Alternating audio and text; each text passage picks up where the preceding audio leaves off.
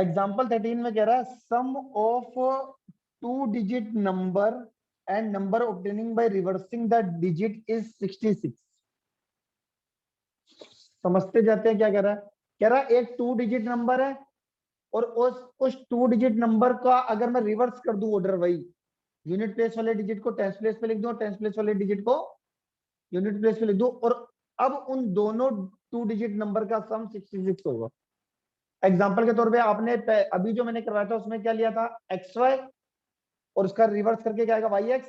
तो X Y plus Y X is equal to 66। समझ में आई पहली इक्वेशन? तो मान लिया मैंने लेट 2 डिजिट नंबर, वो क्या हो गया हमारा X Y, that is 10x plus 1y।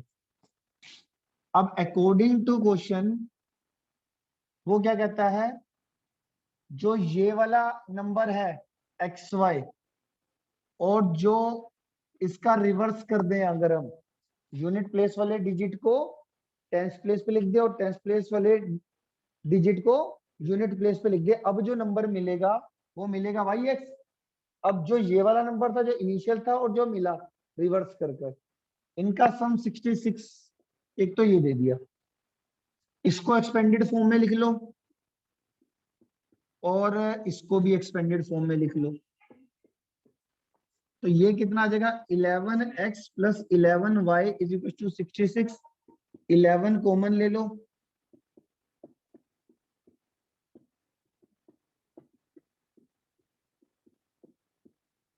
x plus Y की वैल्यू कितनी आ गई, एक तो हमारी इक्वेशन बन गई ये वाली।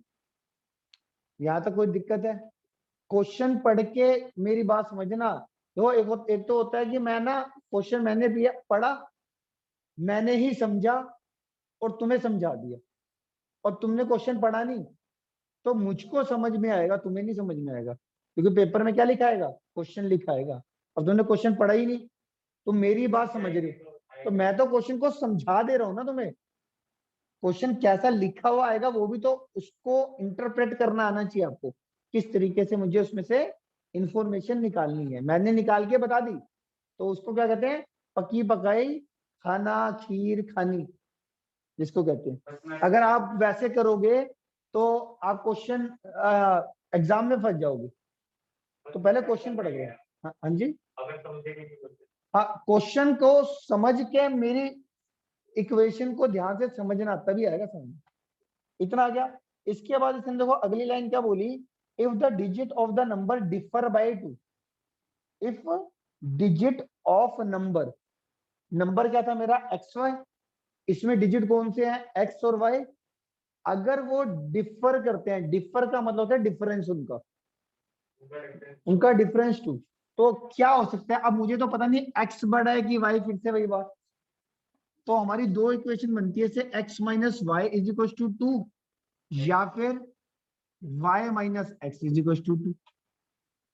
दो इक्वेशन बनती है। तो एक इक्वेशन ये हो गई, एक इक्वेशन ये हो गई, एक इक्वेशन ये हो गई। ठीक है, अगर मैं करता हूं सोल्व 1 एंड 2,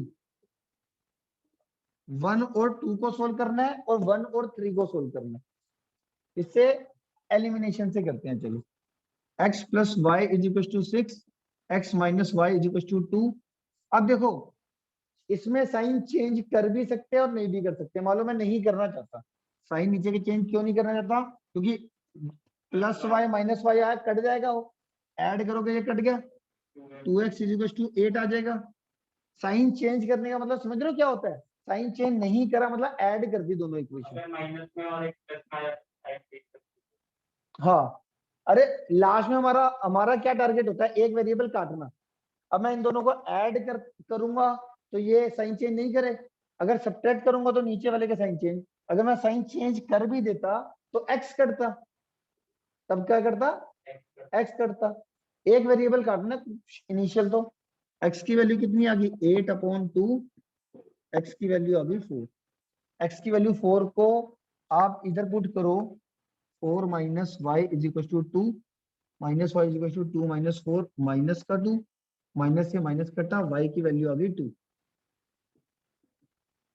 y की वैल्यू कितनी आ गई, x की वैल्यू 4, y की वैल्यू 2, नंबर क्या बन गया, कौन सा नंबर आया, वाह। अबे x की वैल्यू 4, y की वैल्यू 2 पुट करेगा क्या नंबर आएगा, वही पूछ रहा हूँ। 42 नंबर आ गया हमारा, एक तो 42। नंबर आ गया 42। और दूसरा अगर मैं 1 और 3 को भी सोल्व कर लेता हूँ, 3 के अंदर जो पहले x वाली टर्म पहले रख लो विद साइन, x वाली टर्म यहाँ पे ले लेना, सोल्व 1 एंड 3, तो इसमें x वाली टर्म पहले लिख लो plus y is equal to 2। जब ये x वाली टर्म आगे लेके जाओगे तो साइन के साथ लेके जानी है, कई बच्चे x minus y minus x की जगह पे x माइनस वाई लिख देते हैं, जो कि गलत हो जाता है। माइनस एक्स आगे करना है, प्लस वाई पीछे करना है, सिंपल सी बात है। और एक हमारा था ये x plus Y is equal to 6, इसमें ये कट गया, ऐड करके ये 8 आ गया, y की वैल्यू 8/2 4 आ गई, y की वैल्यू 4 इसके अंदर पुट करो, 14/3, 4 minus X is equal to 2, 2 is equal to X. अब क्या नंबर आ जाएगा, x की वैल्यू 2, y की वैल्यू 4 पुट करके 24 आ, तो या तो 42 हो सकता है नंबर या फिर 24 हो सकता है। तो रिक्वायर्ड 2 डिजिट नंबर इज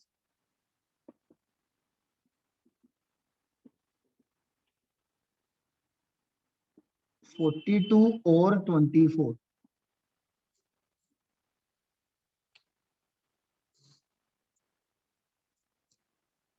क्या कहता है, कह रहा 2 बंदे हैं, 2 बंदों की इनकम की रेशो कितनी है, 9:7, और उसके एक्सपेंडिचर की रेशो कितनी है, 4:3, 4:3, और उनकी दोनों की सेविंग पर मंथ 2000 रुपीज ही होती है।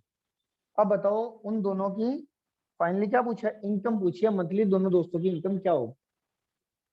तो सबसे पहले तो आपको सेविंग जो इन्होंने 2000 रुपीज बोला है, सेविंग कैसे होती है आप बताओ। मैंने 10 रुपए कमाए इंस्टीट्यूट से मान लो, और उसमें से 6 रुपए का खर्चा है। अब खर्चे में क्या आता है, जो मेरा सेंटर जिसमें मैं पढ़ा रहा हूँ इसका भी रेंट देना है, जो सफाई वाली रखी है उसका भी रेंट, उसको भी देने हैं, जो मेरे को अपने पेरेंट्स को घर का खर्चा चलाने के लिए पैसे देने हैं वो भी मेरा एक्सपेंडिचर में आएगा, जो मैंने कपड़े लेने हैं वो भी मेरे एक्सपेंडिचर में आएगा, जो मैंने वाइफ को दिलाना है वो भी मेरे एक्सपेंडिचर में आएगा, जो मेरे को अपने बच्चे को दिलाना है वो भी एक्सपेंडिचर में आएगा। तो बचेगा क्या, जब सारा खर्चा मैं कर लूंगा उसके बाद अगर मैंने अकाउंट में डाल दिए तो समझ लो सेविंग होगी। अगर सारे खर्चों के, समझ में आता है आपको। तो एक होता है खर्चा, वर्ड यूज करते हैं एक्सपेंडिचर, एक होती है इनकम। मान लो तो मेरी इनकम कहाँ से आ रही है, तुम सारे बच्चों से। मान लो मैं 50 बच्चे पढ़ा रहा हूँ, जितनी भी फीस आएगी मेरे पास, फीस आएगी वो सारी टोटल ऐड करके इनकम, इनकम में सारे एक्सपेंडिचर निकाल के मेरे सेविंग होगी। ठीक हुआ कि नहीं हुआ, ये हुआ बेसिक कॉन्सेप्ट। अब फिलहाल के लिए उन्होंने जो 2 दोस्तों की इनकम की रेशियो दे रखी है वो दे रखी है 9:7। तो आप क्या करो, लेट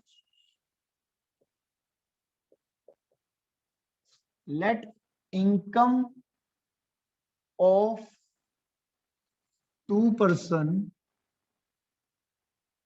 बी 9x एंड लेते हैं क्या,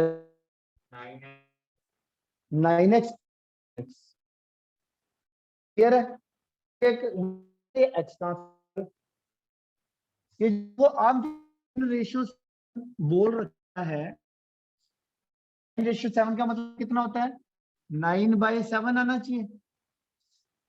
अब 9/7 में हम अगर x वेरिएबल दोनों तरफ लगा ले तो x से x तो कट ही जाएगा, हमेशा ही 9/7 आएगा। इसको इससे डिवाइड करके 9/7 आ रहा है ना, तो 9:7 का हम 9x और 7x लिख सकते हैं कि जब मैं इसको डिवाइड करूंगा दोनों को दोनों की इनकम को, तो रेशियो 9/7 ही आएगी। अच्छा जी, इसी तरीके से एक्सपेंडिचर ऑफ 2% भी, वो कितनी थी, 4:3, तो 4y एंड 3y ले लेते हैं। 4y एंड 3y ले लिया। अब अकॉर्डिंग टू क्वेश्चन आपसे पूछा जाता है कि पहला बंदा भी,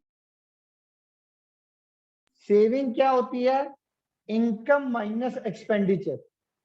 इनकम मेरी कितनी है, पहले बंदे की 9x, पहले ही बंदे की वो एक्सपेंडिचर कितना है 4y, तो उसकी इनकम में से उसका एक्सपेंडिचर माइनस कर दो, सेविंग आ जाएगी। सेविंग क्वेश्चन में बोल ही रखा है 2,000 रुपए। पहले वाले बंदे की इनकम, पहले वाले बंदे का एक्सपेंडिचर सब्ट्रैक्ट करके सेविंग आएगी। सेविंग बोल रखी थी 2,000 रुपीज। ऐसी दूसरे वाले पर्सन का इनकम और एक्सपेंडिचर को सब्ट्रैक्ट कर दो, इनकम में से एक्सपेंडिचर, ये आ जाएगा आपका।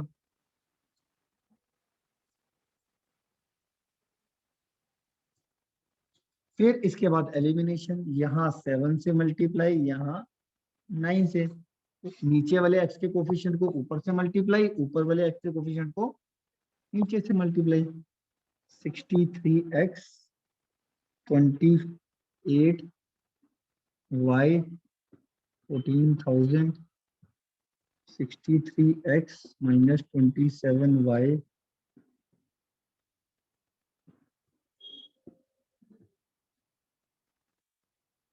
ये कट जाएगा, माइनस का 1y माइनस का 4,000, y की वैल्यू आ गई 4,000, y की वैल्यू 4,000। आप इक्वेशन 1 में पुट कर लो या इक्वेशन 2 में, आपकी मर्जी है। मैं वो 2 में पुट कर लेता हूँ, पुट इन 2।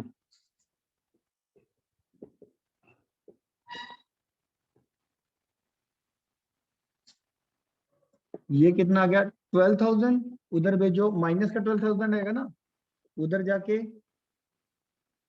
प्लस का 12,000, 14,000, ये डिवाइड में भेजो।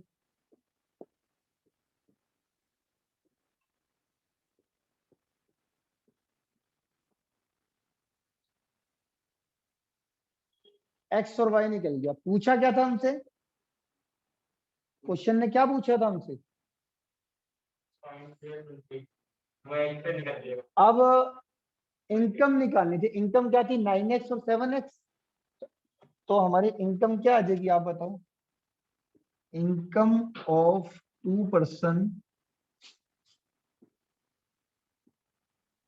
आर, एक्स की वैल्यू 2,000 इधर पुट कर दो, तो ये कितनी आ जाएगी 18,000 एंड 14,000 रुपीज।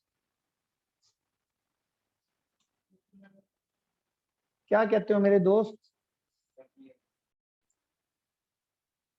3.5 एक्सरसाइज के अंदर हम एक और मेथड पढ़ेंगे जिससे हम pair of linear equation of 2 variable को सोल्व कर पाए, और वो मेथड है क्रॉस मल्टीप्लिकेशन मेथड। वैसे मैं आपको बता दूं कि क्रॉस मल्टीप्लिकेशन मेथड कभी अगर आता है स्पेशल कि भाई पेयर ऑफ इक्वेशन को सोल्व करना है, किसी एक 3 मेथड क्या है ना, स्पेशल अगर आएगा तो कभी तो क्रॉस मल्टीप्लिकेशन से ही आता है, वो किसी से नहीं आता। समझ में आई मेरी बात क्या,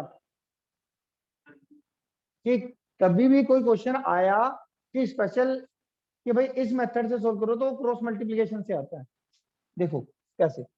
अब सबसे पहले करना क्या है, ये आपको पेयर ऑफ इक्वेशन दी थी गिवन, पहले क्वेश्चन का सेकंड पार्ट करवा रहा हूं आपको समझाने के लिए। आपने ये इक्वेशन लिखी, जो ये कांस्टेंट नंबर है, सबसे पहले इसको ले जाओ लेफ्ट में, ले गए। हमेशा पहले x की टर्म आनी चाहिए, फिर y की, फिर कांस्टेंट, x y कांस्टेंट, ठीक। फिर आपने क्या करना है, सबसे पहले y वाली टर्म के कोफिशिएंट लिखने हैं, इसके y वाले इधर y का कोफिशिएंट कितना है 1, 1 लिख दिया। नीचे y का कोफिशिएंट क्या है 2, 2 लिख दिया। y वाले कोफिशिएंट के बाद फिर आपने कांस्टेंट टर्म लिखनी है -5 और -8। फिर आपने x के कोफिशिएंट लिखने हैं और फिर y के कोफिशिएंट लिखने हैं। मतलब y के कोफिशिएंट कांस्टेंट, x के कोफिशिएंट, फिर y के कोफिशिएंट। तो y के कोफिशिएंट से स्टार्ट करना है, लास्ट में y के कोफिशिएंट से ही एंड करना है। यहां तक किसी बच्चे को कोई दिक्कत है? किसी बच्चे को कोई दिक्कत नहीं है? आगे बढ़ते हैं। सर एक अब बार आपने एक बार और बता दो। पहले y के कोफिशिएंट लिखना है, फिर कांस्टेंट, फिर x के कोफिशिएंट, फिर y के कोफिशिएंट। y के कोफिशिएंट लिखे, फिर कांस्टेंट टर्म लिखी विद साइन, फिर x के कोफिशिएंट लिखे और फिर y के।